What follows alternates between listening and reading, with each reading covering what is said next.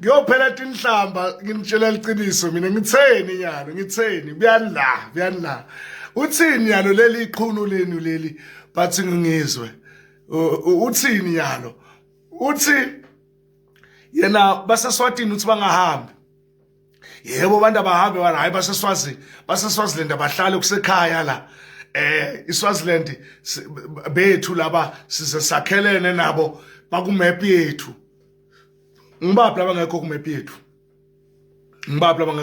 kumap yethu ngoba igate lase Swaziland lila iMathamo lila na ukhuluma ngeMozambique likhona la no ukhuluma ngeZimbabwe likhona la ngiliphi lengekho so yayibona lento yakhe ukuthi ayikho about foreigners about securing impilo yakhe nekuhweba nemali wathi kahle lo ngizwe emchunu ukuthi if athothi yena baseSwaziland abahambe noma baseswatini abahambe uyobe uqabene nenkosi yakhe King Misizulu ngoba King Misizulu unebudlelwano lobutight kakhulu obukeke baphulwa ngumuntu nenkosi yaseSwatini King Mswati III. Ngitawukhumbula ukuthi lesikhathi King Misizulu alwa nemfowabo Prince Makade balwa umuntu lo wasupporta inzaba yaMisizulu ngeKing Mswati wavuma ukuthi yebo akaqotshwe wamsekela kakhulu then uma ngizwe manje atosukuma athi yena baseswatini abahambe uyobe adefire inkulumo noma adefire tithembiso taMisizulu na King Mswati kusho ukuthi kwayena lokho ubhinca nation king of Bhinca nation bayawuthatha kwakona lokho maye kuza secure le position leyo nale madlana la itfola kufuna ukuthi avume ukuthi abahlale lapha kahle kahle baseswatini usho ukuthi abasiyo ma foreigner eMozambique neZimbabwe so yabona ukuthi the guy is not against undocumented immigrants is against to him this thing is a content or indlela yokunqutha because he always finds a way of finding himself in the space yabona there are many things la ngizwa aqala akhuluma indaba enzathi iphikisa aqala indaba enzathi iphikisa ngithe mina ekuqaleni kwenzaba abafethu angeke ngingene ngijule ngazi ukuthi ngiyasupporta uma ngisupport kulento yema march and march but I'm afraid the motive behind it. That's what I said. Then many people of South Africa didn't want to hear this truth. But I went your pets. I went kuluma kakhulu. I went wendenjani. What must we do? Usende ngalomlomo ngoba funa sikhulume ngengcondo sicabanga. Sithule sesendana. So bekufuna besilandzelele lichunu leli. Nyalo liyayijika lenzaba wena sowushaya emvane abantu baseSwatini. Umcoshile wathi akamuke lo muntu waseSwatini manje. Waphuma wamcosha lo munye waseSwatini bekasebenza ekhaya lakhe akuklinele endana umcoshile uve ungizwe omchunu ujikile ke manje ngizwe omchunu uthi abahlale laba bala ekhaya labo in no time utamvathi hayi nabaseZimbabwe abahlale thina kahlahle sisho what sishama Nigeria yabona bafethu siyaqabanga la abantu izondelelo neliqiniso siya researcha futhi asikakhamisa sikhamisile ethi siyalandzela ungava into wabhala ibhodi ekseni bathi qoshana ama-illegal immigrants vuka ekseni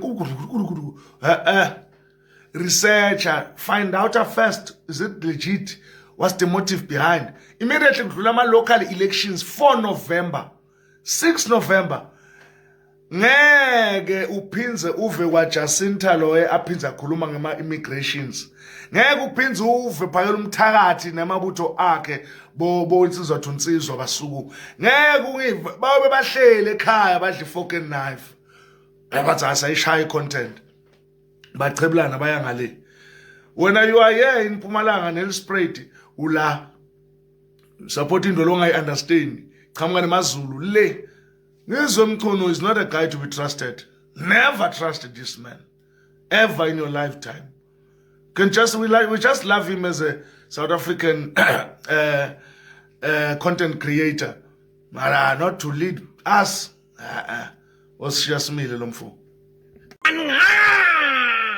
ngasho ayi ngaphinda ngasho futhi ngathi nawo ama-betrayers madoda yebo nawo ngizwe nophakela Mthakathi sebajikele uJacinta noVictoria Africa madoda nawo kunosisi wethu uSandile naye bamlahlele ngaphandle bona bahamba bayohlangana nompresident yebo bayohlanganisa indaba ukuthi istrike masibe peace bakhona ukudla i6 million kahle madoda babaphakele nabo babe nesandla phakathi kuthiwa hayi umuntu abazomblame kakhulu enteni zabantu abalimele bazoblame uJacinta yebo. Ngizwe Phakela Mthakathi had a conversation with the president. Have you been part of any of those conversations? Have you met with the president? No. Were you aware of that meeting? Why bangamtshelanga makababa ya ku meeting kodwa bayiqale sonke lestrike sebamjikela kanjalo naye ama-South African iphindane banaye why bajikela usisi wabo manje yebo abamtshela nokuthi kwenzakalani ukuthi umntana kaZuma kodwa nakho umuntu obalisayo umpresident uCupcake because uyazi ukuthi lona umntana kaZuma madoda yebo beka kuthi bayenza izondo ibe kangakanani nasebantwana abancane bayakhala amaZimbabweni namahlangano aseMozambique izwa ukuthi into ebuhlungu bayenza kanjani kulo mntwana omncane bekelela le video bheke izondo ukuthi South Africa ingakanani madoda Uphuma makho. Ikona. Ngazothi khona la. Futhaka safuna abantwana babashangana baba inhloko ezinkulu amafinyela. Futhaka liyena ezondeno man. ukhona nesandla semfene madoda ukhona nesandla semfene because nanku uJacinta ukhulumile wathi hayi mangaba bahambi sizo strike every Thursday awuthi ngokuhlalela nale video uzizwele wena. Guys, from now on, South Africa yonke, for as long bengakahambi, every Thursday siyamasha. Kwasangwa babuhlungu bheka manje abantu base-Cape Town bayakhala bathi hayi kula full shop yakho ivule because wena yakhona ukusithengisela ushukela nangeplastic yonke into ihlala ikhona yebo nansi indaba la ikhona kuthiwa hayi kababa usibekwazi itholakali yonke into abayithengisayo ukuthi ayitholakali kodwa wena uyasizwela uyasikolotisa siyacela vula ishop thina sikhathele lestrike semashamatshi awuthi ngidlalele nisibonele nina madoda hayi. Okay, open the shop. Open the shop. We can't go. Listen here. We can't go there by Shoprite to buy 2 rand sugar. We can't go by Shoprite to buy 3 rand coffee. You can't go by Shoprite and buy 5 rand potato. You can. Where? Because our people is the poor of the poor. Why you close the shop? Open the shop because the community. You close your back. The community close your back. So open. You are live now. Open the shop. Because my shop's there and that is open. My shop is open, so open. The community is here. If the police come here, the community is here. And then you open the shop. Yes. Now, yes. Yes.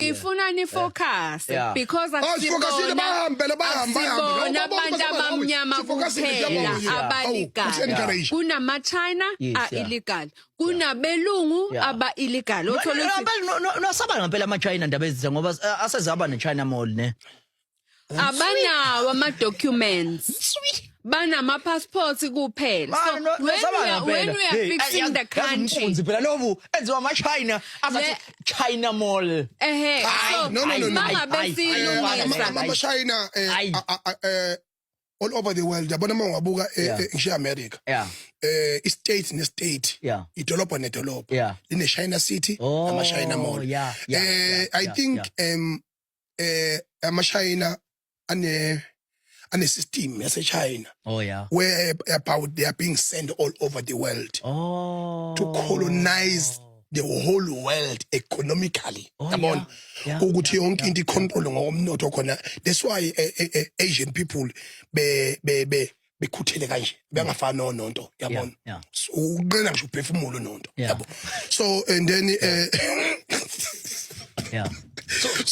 so and then basebenza ukuze kushaya ngisho 11 ebusuku yabona. But you are running away from the question. Yeah, yes. Why are you not focusing wafica hleli kanje indaba kuma account wafica hleli kanje kuma And they don't have the documents. ebuka nje umuntu oshayithile emfica ethe why ngawajaha amachayina bayahlukumeza hayi no baba China Mall ikhona nje China Mall cha bana iyoneni hawu ilegit phela mangabe sicheka yabona mangabe sicheka ama documents asicheki kubantu abamnyama kuphela fanele sicheke nomlungu simbuze naye ukuthi ngowase South Africa yini asikayibone nje ivideo cha ngabe sinayo ivideo na amafoni ka shoot akawo nama camera mafuthe nje bela abafoni belungu lutho asibesabi wena bakuzofuna la uzenza ubesisi la mina umuntu oqamba amanga ngiyambona mina umuntu oqambela izwe nje amanga ngiyambona abantu abakule media briefing yakade ekhuluma kiyo lapha okwamanga kuningi laphana angisho ukuthi ngiyamphikisa noma ngimdlela amandla akhe noma kanjani ngazi nizothi ngimdlela umono abantu bengeke kwazi ukuvuma ukuthi ebonane no president yedwa ngasese kungekho ugcobho okhona ebe azi ukuthi upresident abantu bayamdinga vele mangabe kuukuthi bekuyindaba ukuthi kumele kukhuzakale ngomhla ka30 kukhuzwa indaba yomhla ka30 abantu bengayenzi besimple lento ethi mongameli ngoba wena uthi ufuna ukuthi ngomhla ka30 kungonakali bengicela ukuthi lo mhla ka30 kokungcono kube ukuthi abantu bakhuluma nawo kodwa abantu akakwenzanga lokho angifuni ukuthi kuthiwe ngimdlela umona cha futhi angisho ukuthi ufumbethe angifuni ukukhuluma into engingazazi abantu abuthi wayeqimbile yena wayeqimbile ithombe kodwa zithi wayegqokile abantu angifuni ukuthi kuthiwe ngikhuluma into engayazi bakwethu futhi azikho nethombe engizolonga enivezela zona niyazazi zaseculator ziyaseculator into engizoyisho nje mina kuma South African ukuthi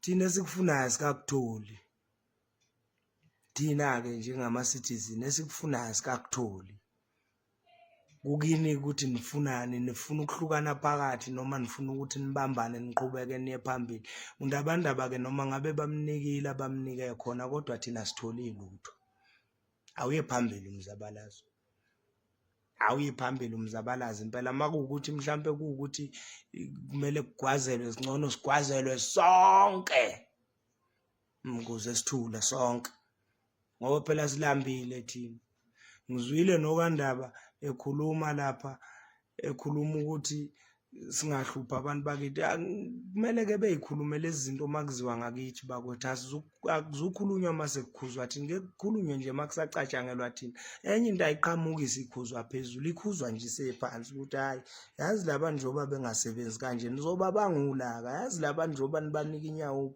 nizoba bangulaka yazi labantu njoba belahlekelwa izingane kuthuleke nizoba bangulaka kodwa konke lokho akwenzeki wonke umuntu ofuna ukukhuluma ukhuluma ngoba sekumele kukhuze thina yini nifuna ukukhuluma ngoba sekumele kukhuzwe baholi balelizwe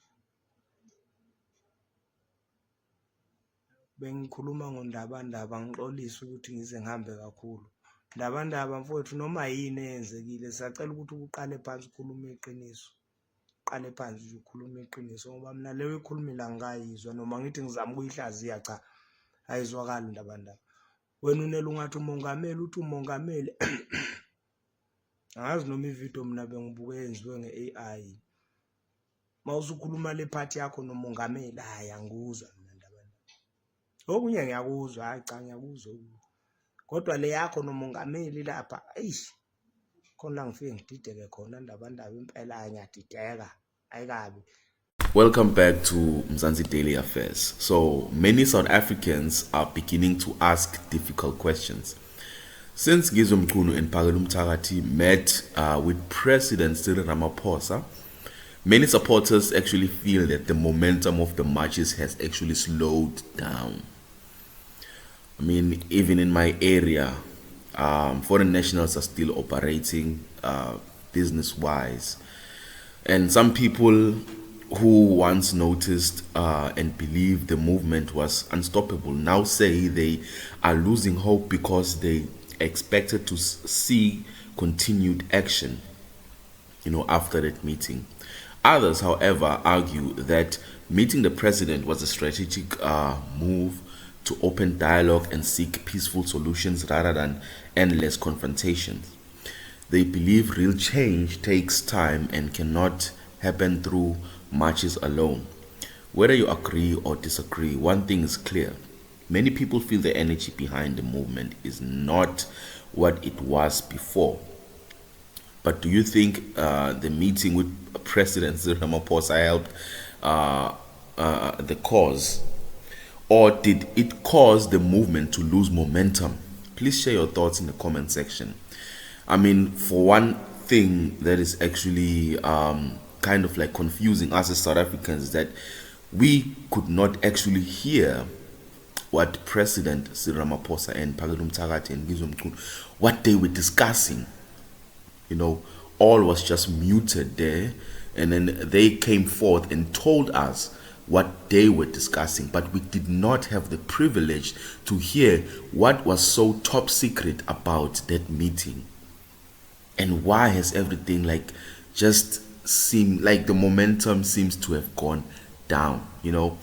Seeing the march in March, I don't want to lie to you, South Africans, because I know and you know how pure the energy was. It was pure energy, and it was a pure movement with pure art. And now it seems to be destroyed.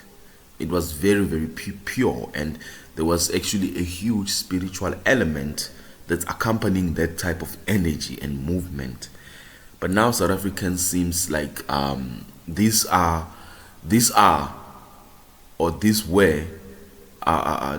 our only hope now that we have as South Africans, this movement, these leaders that we have. But then these are my thoughts and these are my perceptions. But what do you think? Let's have a discussion in the comment section.